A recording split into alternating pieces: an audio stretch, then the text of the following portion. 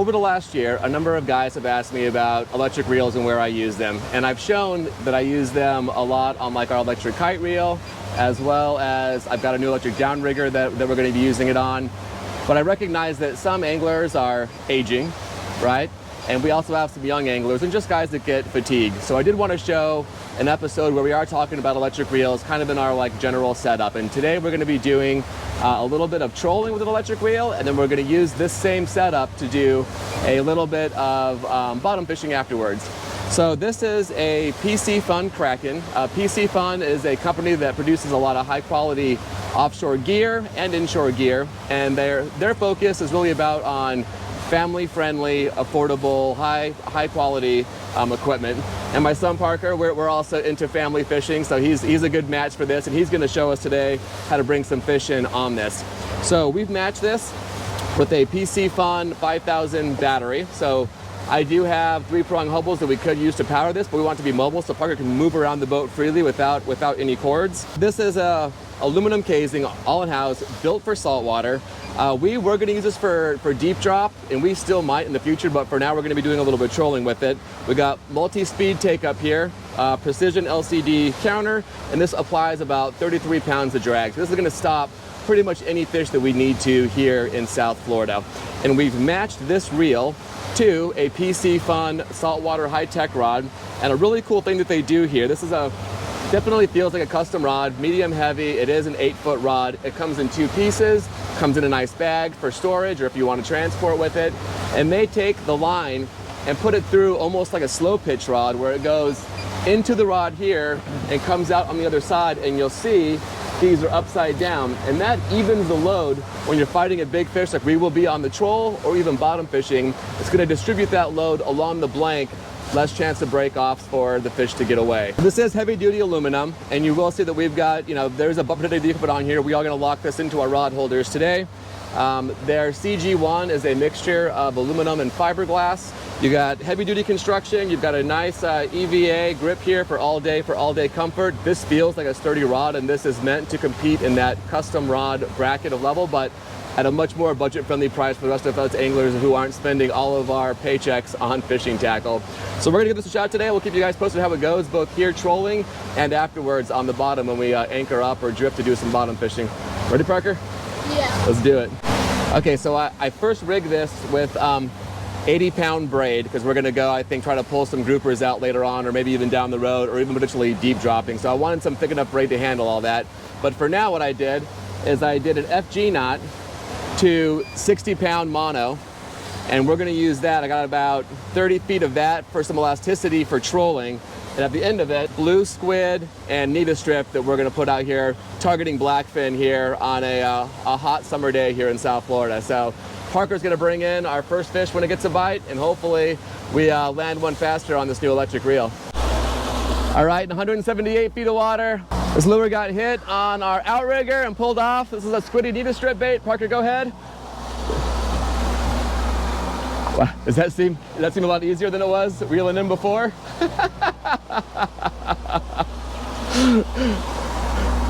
Is this your kind of fishing?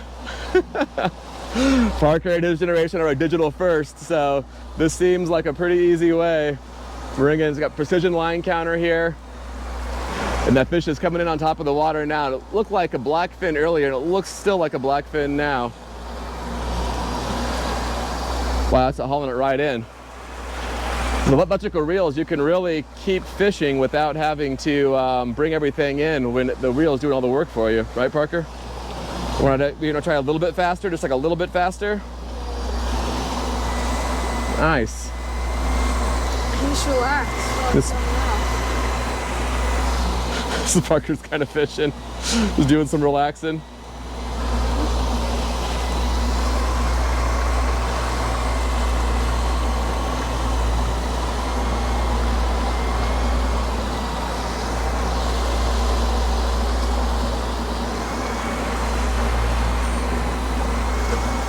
Okay, now take it out of gear. You got it. And now we're going to pick it up and we're going to reel it the rest of the way in. Okay, we'll keep that rod tip up over to the side, over to the right side. You got it. Good job, bud. So we have it set so where we get to within about 5 feet, it stops reeling in automatically. So if you do a pickup, you don't wind up. Oh, we got a nice blackfin. We get it all the way in. A little more, Parker. Wait there, stop. Good job. Bring this to me. Walk back a little bit, Parker. Walk back a little bit. Just walk backwards. Dude, nice blackfin, Parker. So we are dealing with some seaweed out here today, and I will tell you that electric reels make that job a lot easier. You don't mind the seaweed so much when electric's bringing them in for you. So electric reels bent over. Parker is, you said you're managing it, fake reeling? Yep.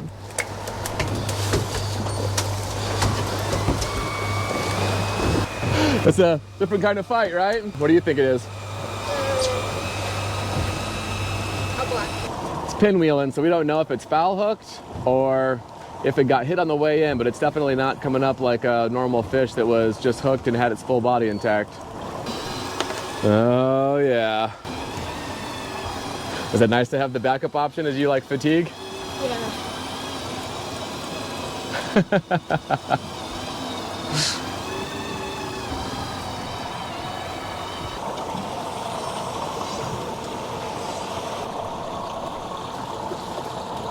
He's definitely hooked weird. Yeah, look like he got foul hooked in the gill plate. He hooked and wrapped in the gill plate, you're right. Okay, right there, Parker, stop. Unfortunately, it's not a blackfin. It is another bonita. Add to these ones. Man, I was thankful you had that electric assist on that one, though, because that was a hard fish to bring in the way it was foul hooked. So we are drifting now in about 100 feet of water off the ledge outside of Boca Inlet.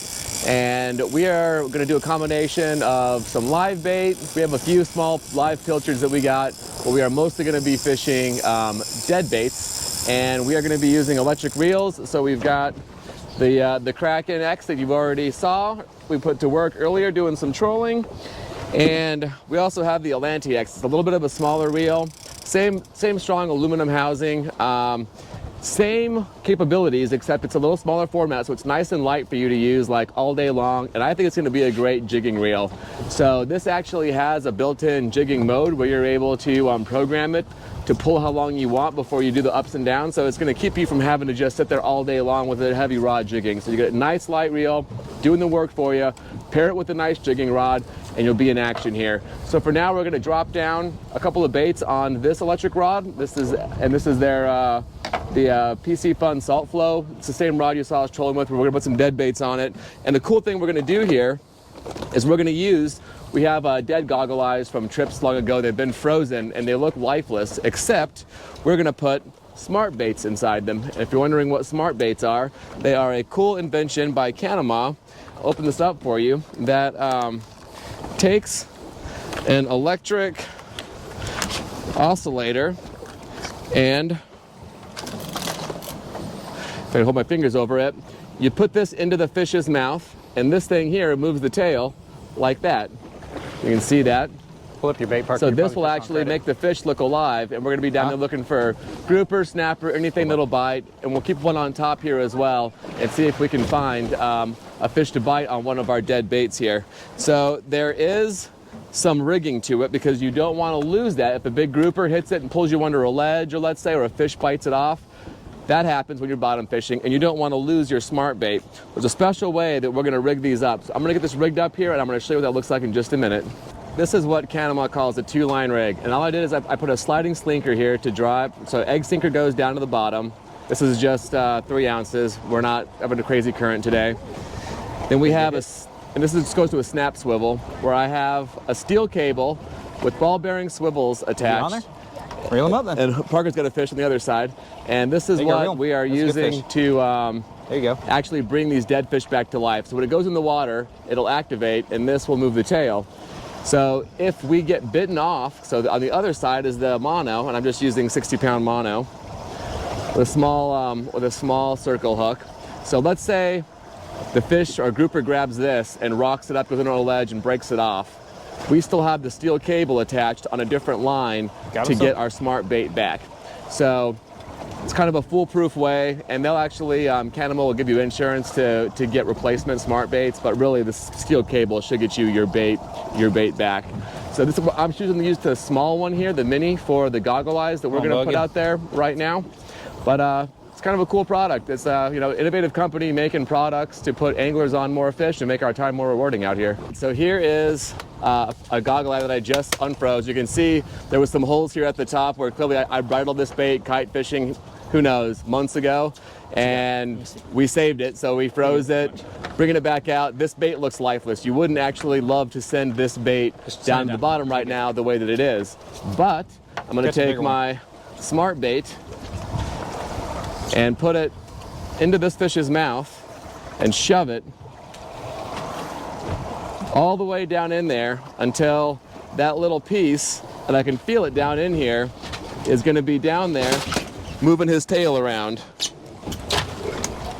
So I got this pushed down in here. Water activates the sensor, but you can tell the sensor's already going here. So he's already trying to wiggle. So I'm going to put this circle hook in, and now when he goes down there to the bottom, he is going to be doing this wiggle motion the whole time while he's down there. So you can just see him wagging that tail. That's all the smart bait making that motion for us. So we're dropping this down, and all I'm doing here is kind of putting my thumb on it just to make sure that it doesn't spiral out of control on the way down. You don't want to helicopter around, you know, around your line down there. So all I'm doing is slowly dropping this down to 110 feet, and we'll wait to get hooked up again. All right, we're 105 feet of water.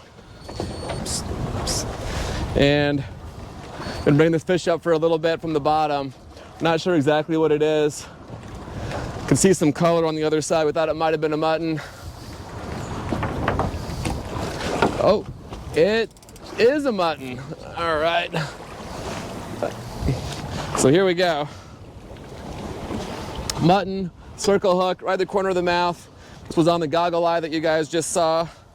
He looks like he's a couple inches too short, so we're gonna let him go. And you see how that worked, where this was in the fish's mouth, and the smart bait came back, no problems. Just came back. The goggle eye is gone. We don't know what happened to it, but got the whole thing back. You're ready to re-rig. Let's send it back down again. Taking a little sunset in. Hope you guys enjoyed seeing these innovative new products here today. If you guys are interested in the Piscifun electric reels and rods, check out, there's a code down here. It is PRO20. And one thing I didn't show you guys was my fish glove. So this thing detaches, magnet right here, grab fish, handle fish, pop it in. I've been using it for a while. That's also from Kanama. Check the links below.